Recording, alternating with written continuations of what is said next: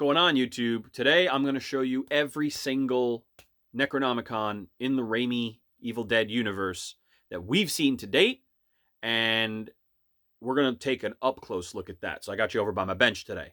So let's check that out.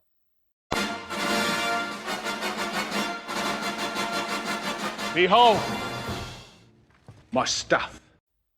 The first thing we're going to do is look at the Evil Dead 1 Necronomicon, what we know as the Naturom Demonto. It's not actually called the Necronomicon in the first movie. This is a Jesper Morch cover. This is a Peyton Patron cover. Now, both of these look a little different for various reasons. This you've probably seen. This is featured on bookofthedead.ws, and most of the images you get of a fan-made ED1 is Jesper Morch's cover. Jesper was kind enough to send me one over after I bugged him for a few years. Peyton went and sculpted this. This is a new sculpt, and he's got his name in it right here, and it's got a beautiful texture in it. It's got like an elephant skin to it. Really subtle but beautiful sculpt, whereas Jesper's is much more intense. There's just so much going on with this.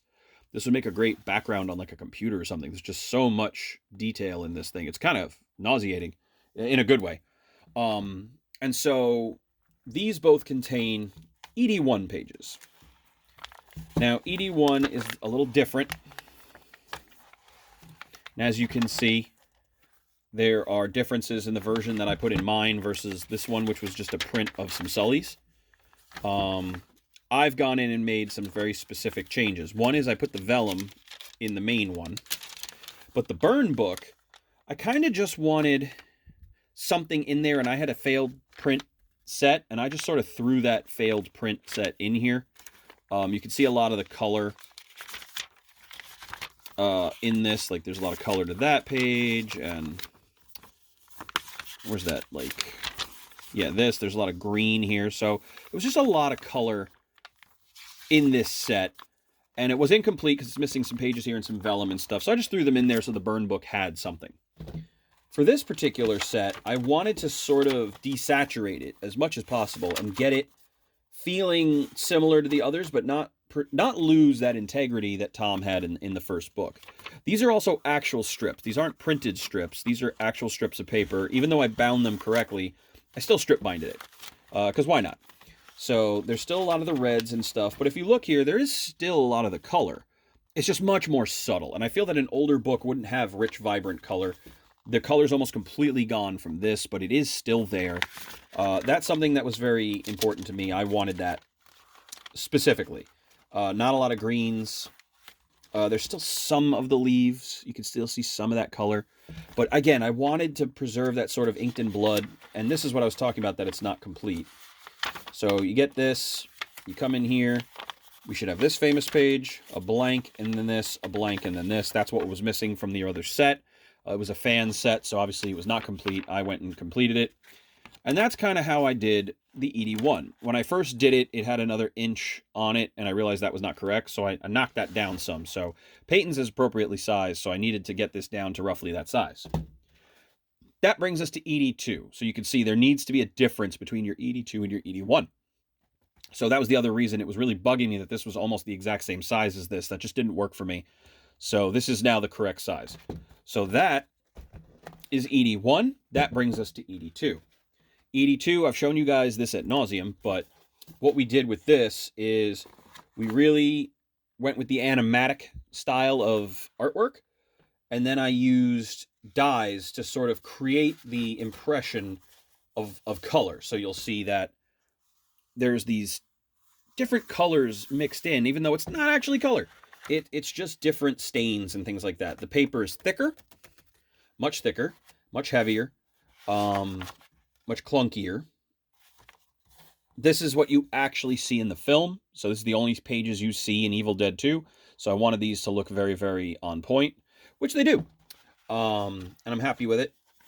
A large version of how this got made, this got heavily redone thanks to Ryan, one of the admins in our group. He was just like, don't do the animatic, it's too clean, do it dirty, so to speak. And so we did that. And so I go in and I paint these, and this order is correct. This is the correct order for Evil Dead 2.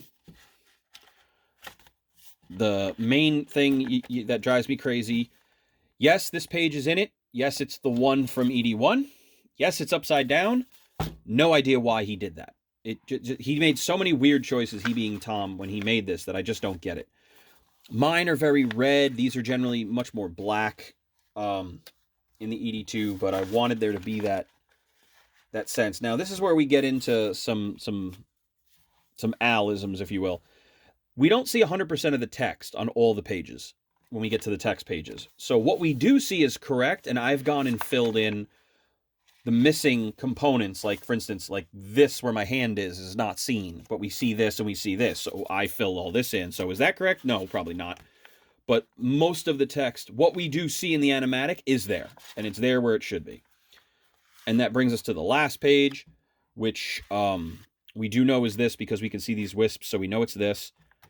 And that kind of brings us into my KOS seal, which I do put on the books that we make. I'm very proud of the ED2. Now, this ED2, of course, as you know, is a lineage cover. This is cast from a production pull of the ED2 cover. So what does that mean? Well, it means it wasn't screen used, but they pulled one from the mold of ED2. So right out of the same mold that the hero book has was this, and it was a stunt book. The gentleman wanted it converted, so Monster Collector sent it to me, and I said, no, don't do that. Make a sculpt. I said, do a pull and send me the pull. I'm not going to mess up the book. So what he did was, he did this and then sculpted flaps around it for me and then sent me pulls of that. And they look like this. So the raws look like this. And they're very, very cool. So the middle is screen accurate and screen from the production mold. The outer pieces was sculpted by him. And the reason we do that is so that I can make them into books for people. And so this is the most accurate Necronomicon you can probably buy in terms of ED2. And like I said, size-wise, ED2 up the size just a wee bit.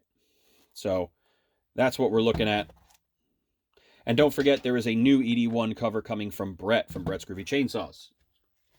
That brings us to Army of Darkness, which is the biggest book they've ever done. And they had to do that after Tom left the production. They needed to resize the book, or the argument from what I've heard from the production manager is they had to resize the book before Tom left, and that's why Tom left. Yada, yada, yada. Hearsay, but the production manager wanted to focus on the fact that they needed a bigger book. They had a bunch of artwork for the book. That book was stolen and or lost, depending on who you talk to. And so they had no ability to use those pages, so they just kind of had to use what they got.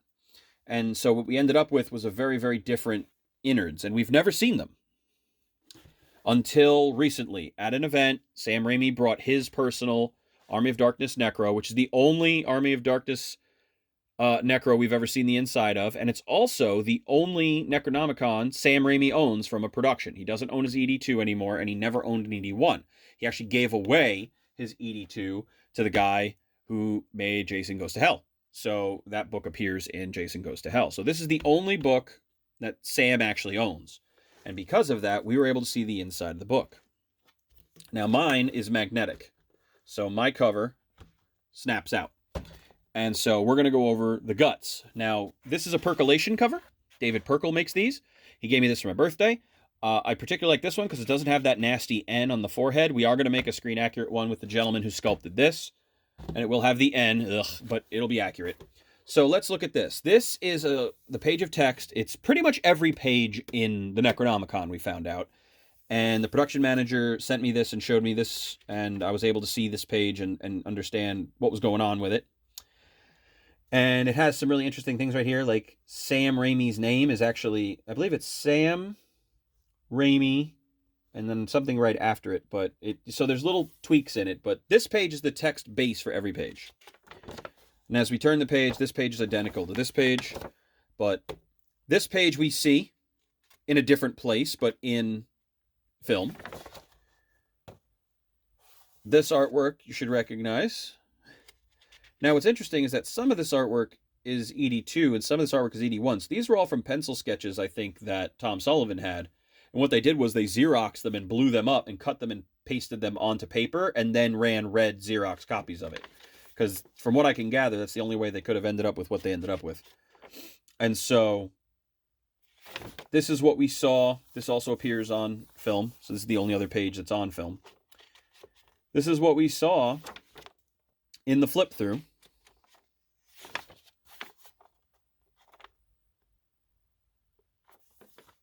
And then it just goes into my 2013 pages, which are just filler pages. So this is the Army of Darkness book. So again, size-wise, you can see they all vary. And then, of course, ad nauseum, I've shown this, but I'll bring it back in.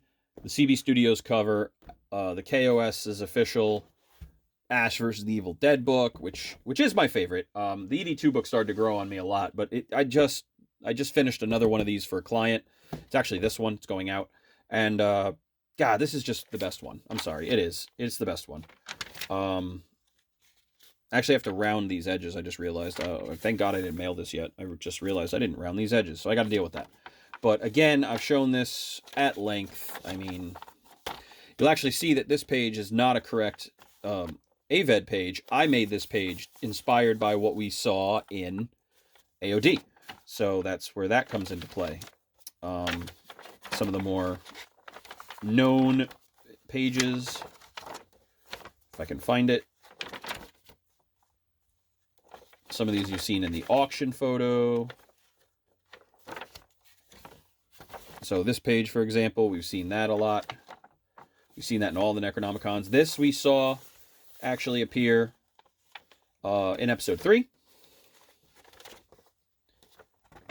And that was the page I was looking for right there. Hero of the Sky page, the way it appears in the show. Really cool. The Elegos page, little painting that I did. So lots of cool stuff in the AVED. Love the AVED. CB Studios also sculpted this, which is the Pablo mask. And as you can see, it's very similar to his sculpt that he did for Ash vs. the Evil Dead. And so this is actually going out to somebody, collector. So always cool to have pieces that match. And so this is just one of those things. So again, if you look at the size, the AOD versus the AVED, you can see AVED is slightly smaller. And then, of course, the Evil Dead 2 is smaller than that. And then, of course, the Evil Dead 1 is the smallest. So that's all the Raimi-verse Necros in their size orientation. Just for shits and gigs, we'll throw the burn book on top as well. That's the full Raimi-verse collection right there. So this is the first time anybody's ever had the Raimi-verse collection on screen with all the different pages. So hopefully that breaks down exactly what necronomicons are, what they look like, what the differences are, what the pages vary. So when you want to figure out which book you want to make for yourself or how you want to collect it, that is actually what you need to do. Check on Palpatine. So that's all the books, guys. That's the Raimi-verse set of books. So hopefully that was helpful. Hopefully that sort of let everybody see the major differences in all the different books. And you were able to kind of get a feel for all the different kinds of necronomicons that we've seen throughout the Evil Dead franchise, which does not include the 2013 remake, which I do obviously showed some pages from that. I don't have that book. And obviously the new, what I call the Enchanted Book of Monsters book from Evil Dead Rise. We haven't gotten into that yet, but the artwork looks amazing. If they release enough of it and I can make a replica, I probably will. If not, then I won't. Because if I can't fill that book, they said there were 200 hand-painted pages. And to be honest with you, I don't think we're ever going to see a full look at that book. So if they don't release a replica, then I'm probably never going to make one. There's just really nothing I can do about that. I think you'll see some covers. The covers look very easy to make, but yeah, I don't suspect that we're going to get too many looks at the artwork in such a way that I'll be able to make one. And I don't think they'll be auctioning anything off because the guy said there was only one made and he's got it under glass, he being the director. So without the auction photos, there's really no way that we're going to be able to make that. But that's what we did.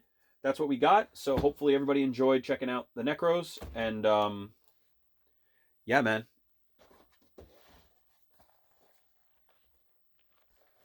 So many Necros. Necros, have fun.